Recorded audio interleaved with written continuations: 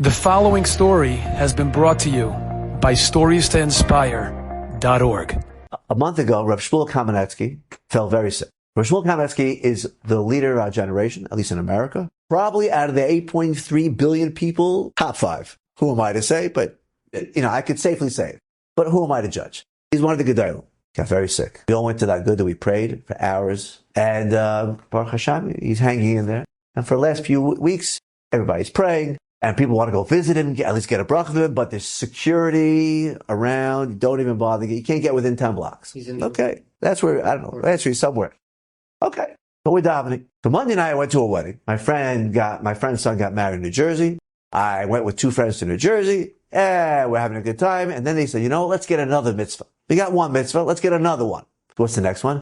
Our friend Yehuda, who's in rehab, he's been there for 2 years, ever since COVID. Nebuch, he got paralyzed during COVID. He was very sick. They thought he was going to die. But Baruch Hashem, he survived. Now he's in rehab. He said, let's go visit him. He's only 20 minutes from the hall. I said, I'm all in. Mitzvah of a wedding. Mitzvah of visiting the sick. What could be better? We get into the car. 3 guys drove, go to this place, rehab, and we surprise him. He loved it. We were there for an hour. It's now almost 10 o'clock. We're about to leave.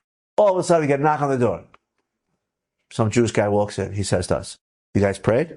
We said, no, we're going to pray when we get home. He goes, because there's a rabbi down the hall that needs a minyan.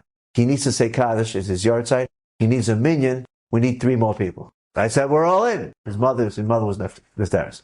So we go down the hall, and guess who's in the room? Who was the man that needed rehab? Rav Shmuel Kamenetsky. He's on the hall. I look at my friends. We're like, oh my. 3 losers, just we're all sweating from this wedding in the middle of New Jersey, where we are. No one can get within a mile, and we walk in, and the rabbi of the world is sitting right there. Not only that, there's another rabbi that flew in from Eretz Yisrael just to give strength to Lakewood Yeshiva. Tens of thousands of Jews are going to get brachas from this man. His name is Rabbi Binyamin Finkel, and guess who's in the room with him? He's sitting there also visiting.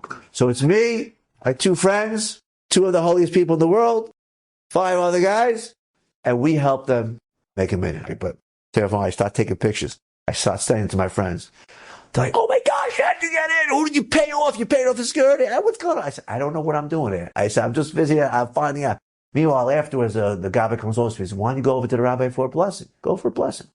Okay. His blessings are worth billions of dollars. Went over to him. My friends went over to him. We took pictures. Right? He thanked us. I wished him a foolish lamb. What I'm trying to say is, things don't make any sense. There are people trying to get into him. They can't get within miles. And I'm sitting there at a wedding going to visit my friend. Before I know it, I'm diving next to the holiest man in the world. Right? In life, things don't make sense. Except that you're never going to understand the infinite God. You will never understand him. He's infinite. You're finite. You will never get into his mind. It is impossible. All you understand that everything he does is tov. Everything is good. Even though it doesn't seem good at all times. You have to constantly review that in your mind. Hashem is tov. And then once you have that, then every day becomes a blessing. Because whatever happens, you missed the bus, you missed the plane, you were on time, you made money, you lost money, you're even keeled, you're not stressed, you don't have anxiety, you know God's running the world. And therefore, all your chukim in your life, all the questions you have become settled in your mind, and you live a happy life. Thank you very much for coming, and thank you for listening. Enjoyed this story? Come again. Bring a friend.